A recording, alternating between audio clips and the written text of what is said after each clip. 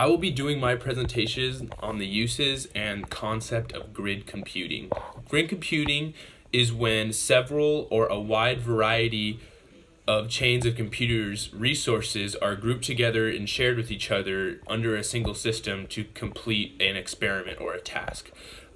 This means that all the computers, processing power, memory, data storage, and other resources are all grouped together under one format to achieve a goal. So basically, if I want to analyze a certain amount of data, I can send different segments of it or something like that to all these different varieties of computers that can decrypt and analyze this data and from different angles and then send it back to me so that I don't have to use one's project in order to do that. I can use many different resources.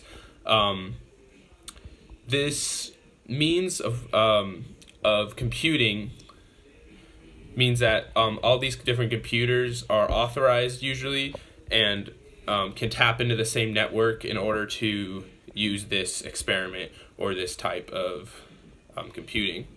There are many different experiments that use grid computing. One very famous experiment is the SETI at home grid computing experiment, which is based in Berkeley, California, and was started in 1997, I believe. This grid computing experiment uses many different people's computers to decrypt and analyze data that has been received from space radio telescopes. And they're hoping to decrypt and look through and analyze all of these packages of data that they have received in order to find examples of extraterrestrial life other than humans. So they're hoping to go through and find examples of, like, say they get a signal from a different planet, and that would to them be a example of extraterrestrials. The reason that SETI at home uses this is because the project and the data that they have to analyze is a massive amount of data, and in order to sift through all the data that they receive, it would be incredibly expensive for one device to do this. It would have to be massive. They would have to have a ton of resources in order to sift through all the data they got.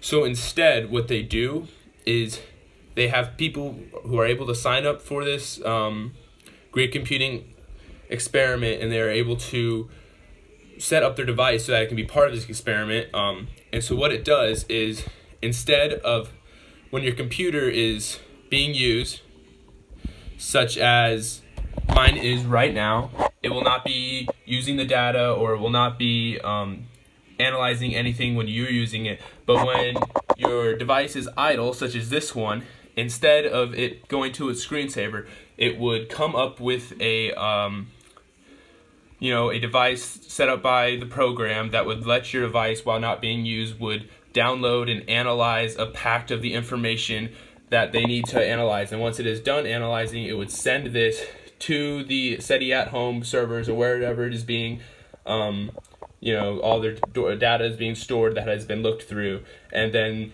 it would download a different packet and start working on that one. So that is how they go through the massive amount of data that they have to go through. They send it to a ton of different computers that go through smaller sections of this data and analyze them separately.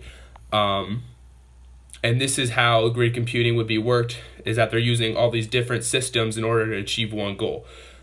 So that is how one of the biggest ways grid computing is used for massive things of data that are used to break down to small elements so it can be done faster.